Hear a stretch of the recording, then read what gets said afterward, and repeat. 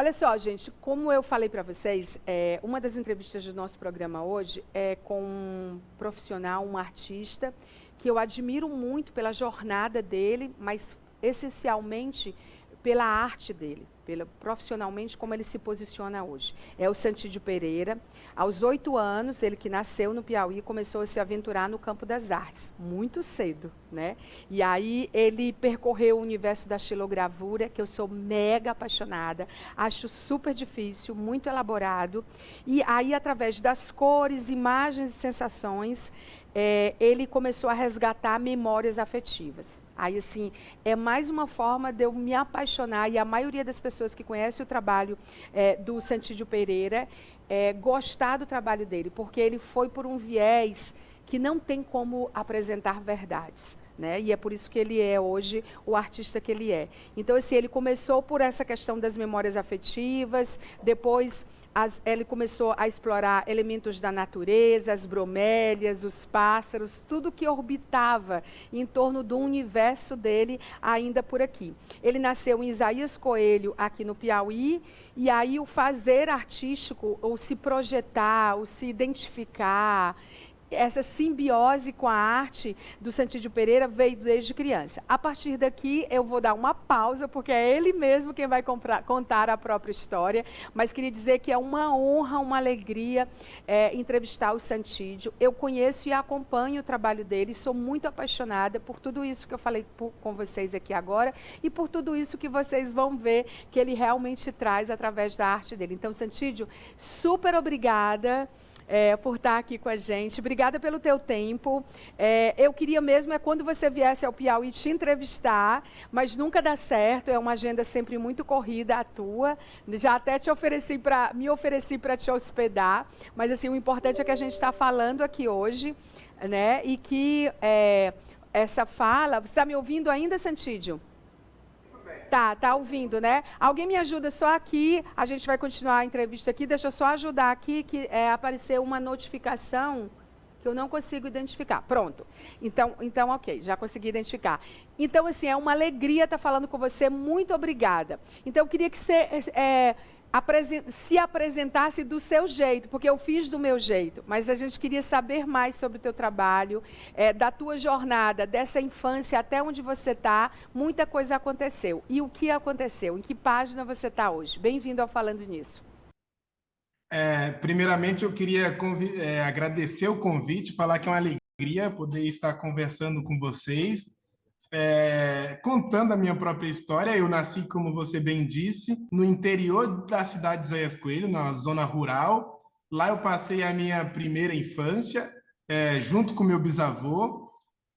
Então, na primeira infância, eu nadava no rio, comia manga no pé e tinha um contato muito verdadeiro com a natureza, com essa natureza do bioma da Caatinga, que é o ambiente onde eu nasci, né?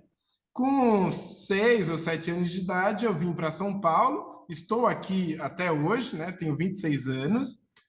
Chegando aqui em São Paulo, eu entrei em uma ONG chamada Instituto Acaia, e lá é onde eu começo a experimentar os procedimentos que a gente chama de procedimentos artísticos. Por exemplo, eu comecei fazendo marcenaria no Instituto Acaia, depois fiz aulas de desenho, depois aulas de pintura, depois aulas de animação, até o momento que eu encontrei a xilogravura também no Instituto Acaia. E fui orientado por um professor de muita qualidade, um grande artista que eu admiro muito, que é o Fabrício Lopes. No Acaia, entrei também em um grupo chamado Chilo Ceasa, um grupo que eu sou participante até hoje, um grupo de jovens artistas que desenvolvia atividades ali no Acaia e que também fazia o seu trabalho circular em coletivo. O trabalho ele começa a circular ali por intermédio do Chilo Ceasa, depois por editais, até o momento que eu entro em uma galeria que é muito boa, uma galeria muito profissional aqui de São Paulo, chamada Galeria Estação. No momento que eu entro nessa galeria, são abertos outros horizontes para a circulação do trabalho. Como, por exemplo, eu mostrava os trabalhos aqui em São Paulo e, sobretudo, na região aqui do Sudeste. Quando eu entrei na Galeria Estação, os trabalhos começaram a circular por outras geografias, como, por exemplo, eu fui para Nova York, o trabalho também foi, eu fui para Costa Rica, depois fui para a França, depois o trabalho foi para Xangai, agora o trabalho volta novamente para a França, para Paris, uma outra vez, mas tudo isso porque, é claro, a gente se dedica no trabalho, é um trabalho que eu acho que é sincero, assim, é um trabalho que é feito de coração, e também existem os mecanismos que facilitam a circulação. Então, essa galeria que eu entrei é muito boa, é muito profissional e me ajuda nessa caminhada. Ela ajuda que o trabalho possa circular por geografias que antes eu não imaginava que eles poderiam estar circulando agora. E você tem, eu estava olhando aí, você estava fazendo essa viagem geográfica, né? E aí eu pensando nas exposições individuais, né? A tua primeira exposição individual foi em 2016, cores em preto e branco, já em São Paulo, na Galeria Estação.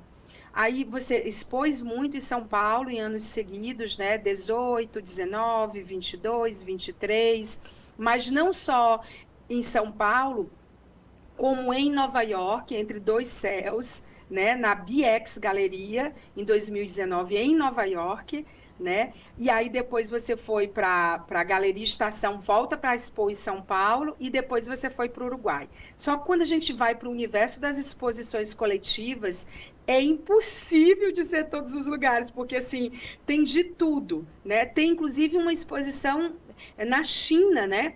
Você expôs na China, né? Trui, na Power Station of Art, em Xangai, na China, aí São Paulo, aí Estados Unidos de novo, aí Petrópolis, Milão, na Itália, né? Que foi agora, só agora em 2023 você expôs em Milão, na Itália, no Sesc Belenzinho, em São Paulo, na Serra da Capivara, que a gente nem sabe onde é, né? Ah,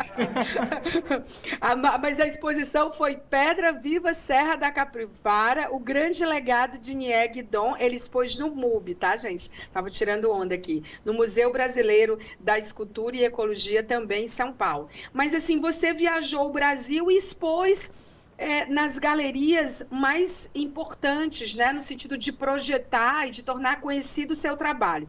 Aí, além disso, teve a questão, antes de passar para os prêmios, eu queria saber, tem algum lugar que você gostaria de expor o teu trabalho e que você ainda não foi, coletivo ou individualmente, Santídio? eu acho que tem um lugar que eu sempre quis expor, que é um lugar muito importante, que eu admiro muito, que é a Fundação Iberê Camargo. Eu tinha esse desejo de expor lá e, felizmente, eu consegui fazer uma exposição individual na Fundação Iberê Camargo. Agora, na minha perspectiva, eu acho que se tivesse algum lugar do Nordeste que tivesse aberto ao trabalho, eu acho que seria uma grande Você nunca expôs em Teresina, no Piauí, você nunca expôs no estado? Eu nunca expus no Nordeste.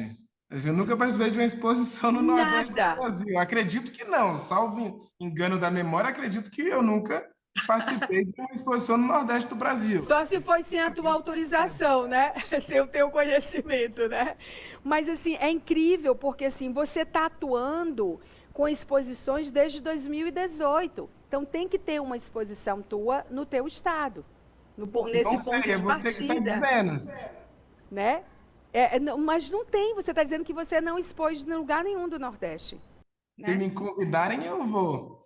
Gente, a gente tem que articular isso. Aí a gente vai para os prêmios. Bolsas e residências. Você teve a residência artística Caatinga, Piauí, Brasil, o prêmio PISA, em Paris, na França, o projeto Pantanal, agora, no Mato Grosso do Sul, o Caiçá, residência artística, na praia de Boiçucanga, em São Sebastião, do Brasil, e também nos Estados Unidos, na NXB, ou Annex B, residência artística, em Nova York, nos Estados Unidos. Assim, você é reconhecido nacionalmente e internacionalmente. Esses prêmios, eles foram um marcador importante para você, imagino, né?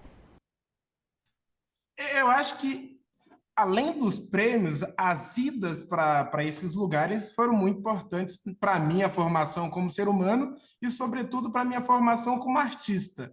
Por intermédio desses prêmios, eu pude conhecer os biomas do Brasil. Por exemplo, eu fui para o Pantanal e é uma grande riqueza nossa, esse bioma, é uma lindeza. Eu fui para Caatinga também e vi as belezas da Caatinga, em Boiçucanga, na Mata Atlântica, outra coisa escandalosa de lindo. Quando eu fui para Nova York, eu pude ver um bioma um tanto diferente e uma outra luz que não é a luz tropical. Então, todos esses prêmios possibilitaram lugares que me ajudaram muito na minha formação como artista e lugares que me cativaram. A natureza de cada lugar me cativou e o que eu presenciei nesses lugares eu tento fazer uma tradução agora, assim. Então, essas bromélias que eu venho expondo são memórias desses lugares incríveis que eu visitei. São memórias das riquezas naturais do Brasil ou dos lugares por onde eu passei. É uma tentativa de elogio das belezas naturais desses lugares. E o Brasil, como a gente bem sabe, é muito, muito lindo. E Nova York, Paris, inclusive agora eu vou fazer uma residência na Inglaterra, que acredito que vai ser uma experiência muito rica, porque é uma outra luz, um outro sol, um outro tipo de vegetação. Então, o fato de ir para a Inglaterra, nessa residência futura, vai me ajudar a enxergar o Brasil ainda de uma outra maneira, que eu acho que enriquece, né? Quando a gente tem um paralelo, uma base, quando a gente tem um repertório maior de vivências, eu acho que isso amplia a nossa visão de mundo. Então, esses prêmios fizeram com que eu ampliasse a minha visão de mundo e com que eu fosse cativado e continuasse desenvolvendo esses trabalhos que eu gosto, que eu acho que são interessantes para mim e que eu acho também que reverbera no coletivo. Agora, interessante, você falou nos biomas, na Caatinga, e você falou de memórias. O que você tem retratado do teu estado, no teu trabalho, são essas memórias, né? Porque para vir para cá e fazer tipo uma residência no teu estado, que tem um sol ou dois para cada pessoa, e que a luz, ela não é abundante, ela cega. E aí isso me remete. Primeiro eu queria que você comentasse isso, o fato que eu sei que você vem visitar a tua família. Teu avô ainda é vivo? Meu bisavô, com quem eu passei a primeira infância, ele faleceu ano passado. Mas eu sempre ia constantemente visitar ele e também ser cativado pelas belezas da Quando Caatinga. você vem aqui, você ainda costuma vir muito, né? Mesmo sem o seu bisavô, você consegue produzir artisticamente? Então, a Caatinga, para mim, é um lugar muito, muito especial. Para você ter ideia, e as residências artísticas são ambientes de formação muito importantes para mim. De tal forma que eu passei por muitas residências, eu acho, na minha formação como artista, e achei isso tão importante que eu criei uma residência na Caatinga. Então, tem uma casa, quarto, um cavalo, um ambiente todo proporcionado para receber artistas de diferentes lugares do Brasil para verem as nossas belezas, que é as belezas da Caatinga. Então, eu estou no Piauí, assim, 3 vezes por ano, porque é um lugar, como eu falei, me cativa, é importante para mim, mas também porque eu sou o caseiro desse espaço. Então, eu recebo as pessoas de forma totalmente gratuita para enxergarem, para verem as belezas da Caatinga. Porque existe uma visão de que a Caatinga é seca, é infértil, é morta, mas só tem essa visão quem verdadeiramente não nasceu na Caatinga. Porque a Caatinga do Baixão, no sentido de relevo, é uma caatinga muito fértil. Lá se planta o arroz, o milho, o feijão, tem muita fartura, tem um verde exuberante. A Caatinga da Malhada tem outra relação, a Caatinga da Chapada, essa Caatinga que ainda tem uma coisa de selvagem. Estou exagerando um pouco porque o homem passou destruindo quase tudo, mas tem uma coisa, tem manadas de caititu, tem animais, tem uma flora e uma fauna belíssima. Então, eu que fui cativado por esse lugar me ajudou a trabalhar. Eu tenho vontade de proporcionar isso para que outros artistas possam vivenciar essas belezas incríveis, tanto naturais quanto culturais, porque a cultura, a velocidade da fala, a relação do ser humano com a natureza é uma coisa muito linda e é um grande privilégio para mim poder possibilitar que as pessoas possam enxergar as caatingas no plural e não no singular. E você falou uma coisa que eu vou pegar emprestado e vou adotar para a vida. Que você disse que você é caseiro desse lugar. E eu gosto quando você fala assim, com essa naturalidade e essa apropriação devida. E aí eu te pergunto, quando você está falando, por exemplo, é a primeira vez que eu entrevisto muitos artistas, mas você fala com com uma clareza, quando você diz assim, a luz da França, a luz dos Estados Unidos, o processo de iluminação que você fica falando do teu processo de criação é muito bacana. E aí eu vou te fazer uma pergunta. A gente vive um momento muito delicado de meio ambiente, né? Onde as temperaturas já estão na casa de 1,5 grau a mais, e todas as pesquisas mostram que a gente pode chegar numa escala catastrófica a mais 2,6 graus. Né? E aí, quando a gente fala de luz, de natureza, de exposição, e você é uma pessoa muito conectada organicamente dentro do teu processo criativo à natureza, você fala com muita propriedade, como caseiro desses lugares, dos quais você nasceu, ou que você se torna proprietário dentro do teu processo criativo, mundo afora. O que você pensa sobre o que a gente está vivendo em relação ao meio ambiente? Você que é um embaixador, um intérprete artístico disso. Eu acho. É uma pergunta que exige uma grande reflexão. Talvez o tempo seja um tanto curto para a gente comentar sobre isso, mas eu acho que alguma coisa deu errado. Assim, na humanidade, alguma coisa deu errado. E uma das coisas que deram errado, ao meu ver, é perceber, é achar que a gente não é natureza. É achar que a natureza não é importante para o ser humano. Então, isso é uma visão muito, muito complicada, porque quando a gente se reconhecer como natureza, eu acho que é um grande passo. Quando a gente reconhecer que a natureza é importante para a gente, que nós somos natureza e que sem ela a gente não consegue sobreviver, eu acho que é um grande avanço para a humanidade, sabe? É assustador o que a gente vem vendo no Pantanal, que estava sendo queimado, está sendo queimado agora. É assustador a destruição da Caatinga. Você vive aí, eu vivo aí. É um horror. A destruição da Mata Atlântica e dos grandes biomas do Brasil, dos pequenos biomas do Brasil, porque a destruição ela se dá na Amazônia, que é muito importante, mas se dá na Caatinga, ela se dá no Pantanal, ela se dá no Cerrado, ela se dá na Mata Atlântica. Então, a gente fala muito de Amazônia, eu acho muito importante a gente falar, porque é um dos biomas mais importantes da humanidade. Mas a Caatinga também é muito importante. O Cerrado a gente não pode esquecer desses que parecem serem biomas pequenos e não tão importantes quanto a Amazônia, mas que, na verdade, são tão importantes quantos.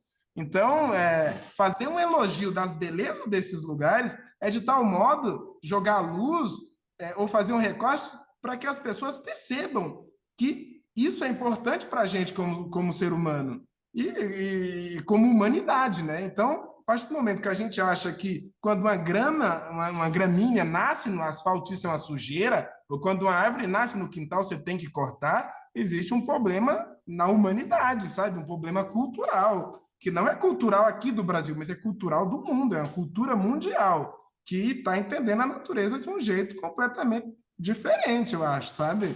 Então, eu acho muito bacana. Eu acho muito bacana você ser esse artista ativista, né? Assim,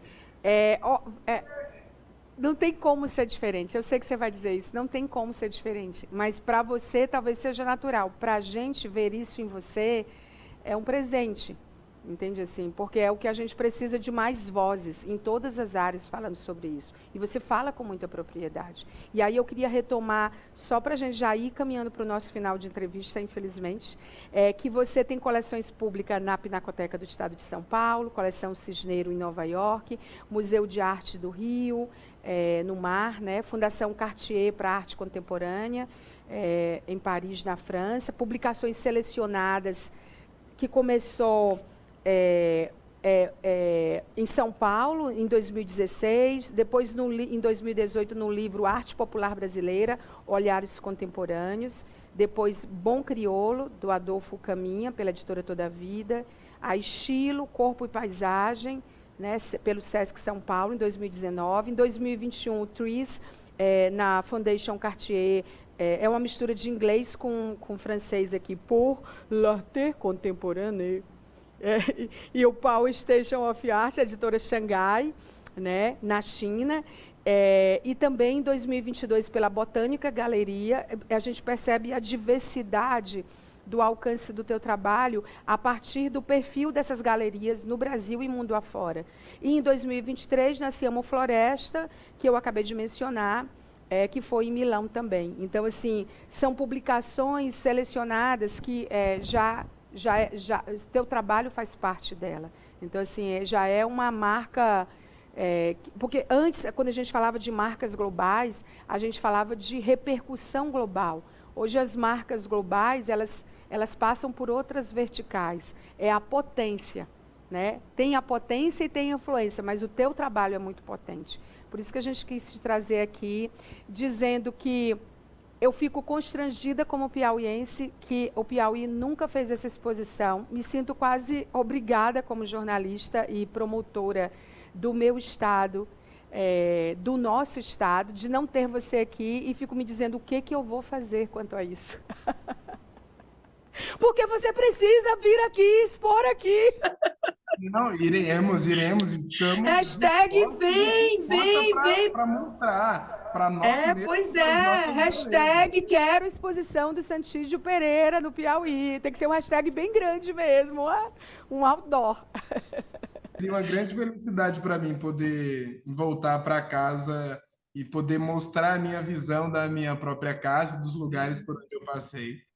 Acho que... Mas você falou de um artista que, de certo modo, parece ativista. Eu queria dizer que não é um ativismo incisivo, mas o trabalho que eu faço é um trabalho que eu sinto necessidade. Como ser humano, eu sinto necessidade de ter essa natureza perto de mim. E não é um sentimento só de Santídio, é um sentimento coletivo, eu acho. Mas os trabalhos são feitos para mim. Se eu faço uma planta, porque eu tenho ausência dessa planta e quero essa planta perto de mim. Mas eu entendi em um certo momento que não é um desejo só meu, é um desejo coletivo. Então, quando eu quero uma planta para mim, você também quer, o fulano, Beltrano, e isso é um consciente e um desejo coletivo. Mas, de certo modo, tem isso, é uma vontade de mostrar as nossas belezas, que a gente pode nomear a nossa maneira. Cara, e você só tem 26 anos, né? Você é novão ainda, tem muita coisa para acontecer. O lugar que você está é o teu ateliê em São Paulo, onde tem as bromélias aí? É isso, esse é o espaço onde eu trabalho aqui em São Paulo. É um lugar muito bonito, eu acho. Sim, lindo. Adorei que você nos recebeu aí no seu ateliê. Santídio Pereira, uma honra conversar com você, é uma alegria saber que a gente tem vozes do Piauí e do Brasil, mundo afora, que são tão relevantes e que têm esse ativismo coletivo, como você bem denominou, né? E assim, vamos falar mais vezes, vamos ver se a gente faz coisas juntos. Eu estou muito constrangida de você nunca ter exposto aqui. E eu confesso que se depender de mim, acho que vai ser na hora certa, do jeito certo. Né? Vamos pensar assim para a gente aliviar a nossa consciência. Não, se não aconteceu ainda, é porque não tinha que acontecer. Se vier a acontecer, é porque as energias... Mas eu sinto que vai acontecer. Eu sinto que vai acontecer. Muito obrigada, querido. Parabéns pelo teu trabalho. Obrigada por tudo isso que você entrega, pela consciência que você tem em relação à tua arte, o que ela diz sobre o mundo, sobre o meio ambiente e sobre a natureza. Muito obrigada. Eu que agradeço. Obrigado, é uma grande honra. Tá aí, então. Tá aí, gente, essa entrevista maravilhosa, né, que a gente acabou de fazer. Já estou falando para a câmera aberta ali, o Santídio está ali no fundo, né, e aí, assim, queria dizer para vocês que eu vou para o intervalo comercial e já a gente volta com mais falando nisso, então não saia daí. Até já.